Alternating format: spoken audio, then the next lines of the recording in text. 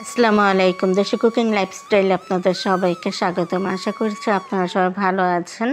আমি আলহামদুলিল্লাহ ভালো আছি। দেশ ও দেশের বাইরে যেখান থেকে আমার আজকের ভিডিওটি দেখছেন, আপনাদের সবাইকে জানাই আন্তরিক প্রীতি ও শুভেচ্ছা।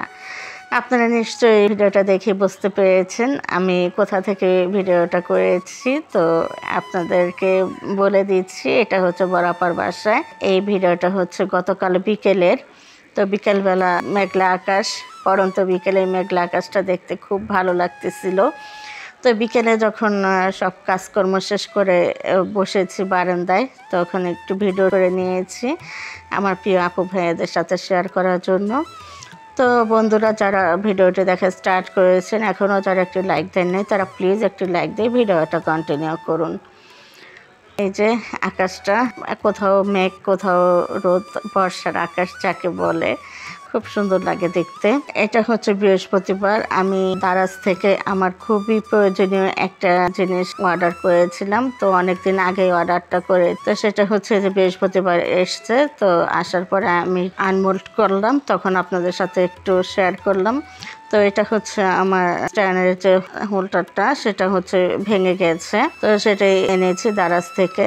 তো এই হোল্ডারের কারণে হচ্ছে স্ট্যান্ডটা একদম অকেজো হয়ে যাচ্ছিল। তো কোনো রকমে আর কি ভিডিও করেছি এতদিন। তো এই যে নিচের যে অংশটা, যেটার সাথে আর কি মোবাইলটা থাকে, সেই অংশটাই আর কি ভেঙে গেছে। এরপরে এটা এনে আমার তো একটু স্বস্তির নিঃশ্বাস ফেললাম এটা হাতে পেয়ে। তো এখন হচ্ছে এটা লাগিয়ে চেক করে নিচ্ছি। তো আমার তো খুবই উপকার হয়েছে। এটা দুইভাবেই আর কি ব্যবহার করা যায়।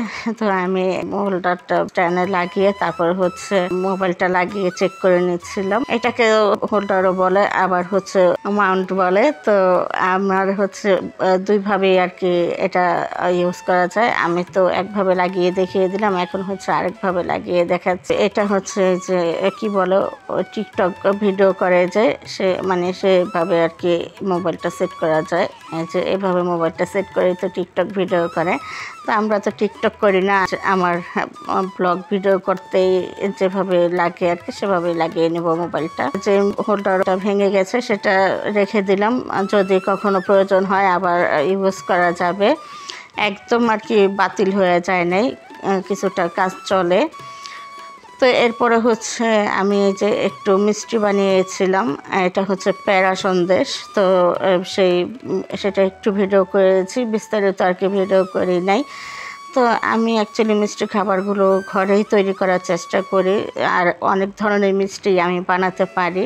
তো আমি মিষ্টি বানাচ্ছিলাম, আর আমার মেয়ে হচ্ছে একটা ড্রাগন ফল কেটে নিয়ে এসছে খাবে, আর আমাকে খাওয়ার জন্য বলতেছিল। তো আমি তো ড্রাগন ফল খাই না, আমার ভালো লাগে না খেতে। তো বাচ্চারাই খেয়ে নিল। আর এই ভিডিওটা হচ্ছে শুক্রবার সকালে, সকাল বলতে কি নাস্তা পানি খাওয়ার পরে, এরপর হচ্ছে যে দুপুরে রান্নার প্রিপারেশন নিচ্ছিলাম। তো এখানে মুরগি কেটে নিচ্ছি, দেশি মুরগি। তো কেটে কেটে আমি পানিতে আর কি ভিজিয়ে রাখতেছিলাম। তো এরপরে হচ্ছে মুরগি কেটে রান্নাবান্না শুরু করে দেব। এই সাইডে হচ্ছে যে একটা ব্রয়লার মুরগি, এটা হচ্ছে আমাদের বিড়ালের জন্য আর কি আনা হয়েছে। তো আমি কাটাকুটি শেষ করে এরপরে হচ্ছে যে রান্নার কাছে চলে এসেছে। আমি মুরগিটা কেটে তারপরে হচ্ছে ধুয়ে সব ধরনের মশলা দিয়ে মেখে রেখে দিয়েছিলাম। হলুদ গুঁড়ো, মরিচ গুঁড়ো, ধনে গুঁড়ো, জিরে গুঁড়ো, আদা রসুন পেস্ট, স্বাদ মতো লবণ আর পেঁয়াজ কুচি দিয়ে মেখে রেখে দিয়েছিলাম। তারপরে হচ্ছে যে আবার কড়াইতে তেল দিয়ে তারপরে হচ্ছে পেঁয়াজ ভেজে মাংসটা দিয়ে দিলাম। তো এক এক সময় এক এক রকমভাবে রান্না করার ট্রাই করি। তো সব ধরনের খাবারে আর কি টেস্ট করা ভালো, কোনটা ভালো কোনটা খারাপ বোঝা যাবে আর কি। তো এভাবে রান্না করেছিলাম, এটাও খেতে ভালো লেগেছে মাশাআল্লাহ আলহামদুলিল্লাহ। কে হচ্ছে দেশি মুরগি আলু দিয়ে ঝোল করব। তো এখানে আলুটাও দিয়ে দিয়েছি মুরগিটা কষানোর পরে। তো আলুটাও কষানো হয়ে গেছে, এখন ঝোলের পানিটা দিয়ে দিলাম। আর হচ্ছে আমি ঝোলের পানিটা গরম করে রেখে দিয়েছিলাম, তো গরম পানিটাই দিয়ে দিয়েছি। তো পানি দেওয়ার সাথে সাথে বলক চলে এসছে।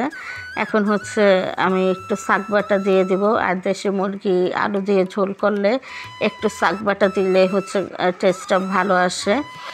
তো আমরা এইভাবে রান্না করি সবসময়। মুরগিটা রান্না করা হলে তারপরে হচ্ছে লাল শাক ভাজি করব, আর হচ্ছে মূলা শাক ভাজি করব।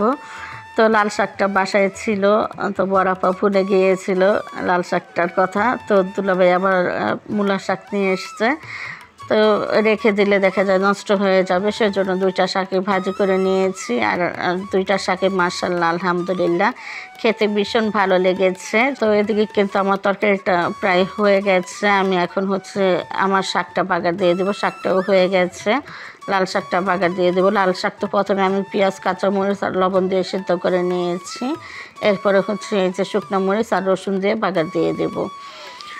লাল শাকটা বাগার দিয়ে নামিয়ে রেখে এরপর হচ্ছে মূলা শাকটাও ভাজি করে নেব। তো দুইটা শাক একসাথে মানে ভাজি করলে দুই চুলায় আর কি কন্ট্রোল করতে পারবো না, সেজন্য আর কি একটা একটা করে ভাজি করতেছি।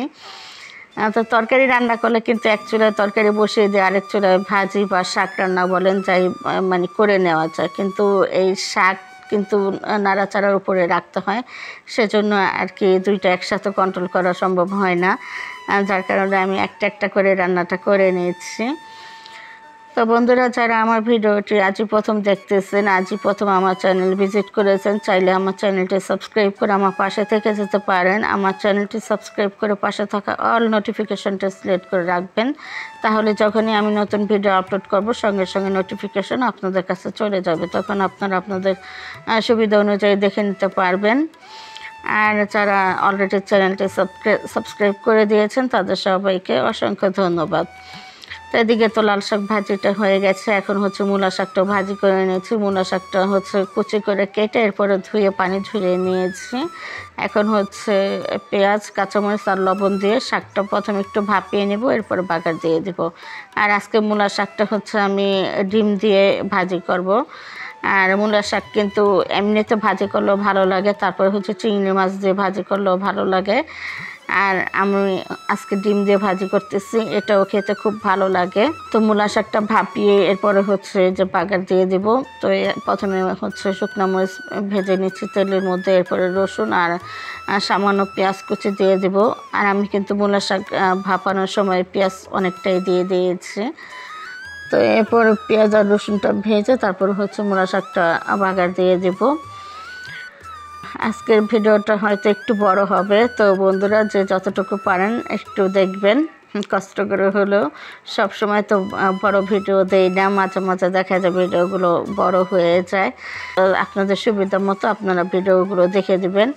আর হচ্ছে আমার ভিডিওতে কেউ স্প্যাম কমেন্ট করবেন না, ভিডিও না দেখে কেউ লিখবেন না ভিডিও দেখেছি, ভিডিও ভালো হয়েছে। আর যে সমস্ত বন্ধুরা আমাকে নতুন বন্ধু করেছেন, যাদেরকে এখন আমি ব্যাগ দিইনি, তারা প্লিজ আমার কমিউনিটিতে এসে একটা কমেন্ট লিখে যাবেন, আমি গিয়ে ব্যাগ দিয়ে আসবো। আর যারা আমার চ্যানেলটি সাবস্ক্রাইব করতেছেন, আমার ভিডিওর নিচে এসে কেউ লিখবেন না পাশে আসি, পাশে থাকবেন, এই ধরনের কথা লিখবেন না। এই ধরনের কথা লিখলে আপনার চ্যানেলের জন্য সমস্যা, আমার চ্যানেলের জন্য সমস্যা। তো সেজন্য বলে দিচ্ছি, এই ধরনের কথা কেউ লিখবেন না। যারা আমার চ্যানেলটা সাবস্ক্রাইব করবেন তারা আমার কমেন্টিতে এসে একটা কমেন্ট করে যাবেন, তাহলে আমি বুঝতে পারবো, আমি গিয়ে ব্যাগ দিয়ে আসবো। আর যারা আমার চ্যানেলটা সাবস্ক্রাইব করবেন তারা অন্তত 24 ঘন্টা আমার জন্য ওয়েট করবেন। তো 24 ঘন্টা পরে আমি গিয়ে ব্যাগ দিয়ে আসবো। তো আপনাদের সাথে কথা বলতে বলতে কিন্তু আমার মূলা শাক ভাজিটাও হয়ে গেছে। আমি প্রথমে পেঁয়াজ রসুনটা ভেজে এরপর একটা ডিম ভেঙে দিয়ে দিয়েছি। ডিমটা ভেজে নেওয়ার পরে এই যে শাকটা দিয়ে ভাজি করে নিলাম। তো আমার রান্না ডান, এখন হচ্ছে খাওয়া দাওয়ার পালা। তো সবাই একসাথে খেতে বসে গিয়েছি। তো এখানে আমি হচ্ছে দুইটা শাক একসাথে নিয়ে নিয়েছি। আর দুইটা শাকের মধ্যে কম্পেয়ার করতে গেলে দেখা যায় মূলা শাকটাই বেশি ভালো লেগেছে খেতে। তো দুইটা শাকই ভালো লেগেছে, তবে মূলা শাকটা একটু বেশিই ভালো লেগেছে। মূলা শাকগুলো একদম কচি ছিল, তো মানে একদম ফ্রেশ ছিল। আর লাল শাকটাও খুব সুন্দর ছিল, কচি ছিল। তো আমি এখন শাক দিয়ে খেয়ে নিচ্ছি। আমার তো মনে হচ্ছিল শুধু শাক দিয়ে ভাতগুলো খেয়ে নিব, তারপরে আবার ভাবলাম একটু তরকারি না খেলে কেমন দেখা যায়, সেই জন্য আর কি তরকারিটাও খেয়ে নিয়েছি। মানে দেশের যে পরিস্থিতি, মানে বন্যার কারণে মানুষের যে দুর্ভোগ, তো এই দুর্ভোগের কথা কি বলবো। তো এটা আর কি বলার মতো কিছু মানে ভাষা খুঁজে পাই না। তো এদের জন্য আমরা দোয়া করি, সবাই মন থেকে দোয়া করি আল্লাহ তাআলা এই প্রতিকূল পরিস্থিতি থেকে সবাইকে হেফাজত করুন। ওনাদের জন্য দোয়া করা ছাড়া আমাদের আর কিছুই করার নেই। তো যে যার যতটুকু সামর্থ্য আছে আপনারা চাইলে সামর্থ্য অনুযায়ী বন্যার্তদের পাশে একটু দাঁড়াবেন।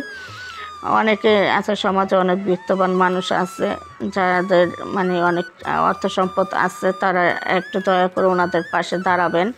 তো ওনাদের জন্য উপকার হবে, আর এর প্রতিদান আপনারাও আল্লাহর কাছ থেকে পাবেন। তো আমি আপনার সাথে কথা বলতে বলতে কিন্তু আমার শাক দিয়ে ভাতটা খাওয়া হয়ে গেছে। এখন তরকারি নিয়ে নিয়েছি, তো আমি তরকারি দিয়ে ভাতটা খেয়ে নিচ্ছি। আর মুরগির মাংস না লেবু দিয়ে খেতে ভীষণ ভালো লাগে। তো বন্ধুরা, আজকের মতো এ পর্যন্তই। সবাই ভালো থাকবেন, সুস্থ থাকবেন। আল্লাহ হাফেজ।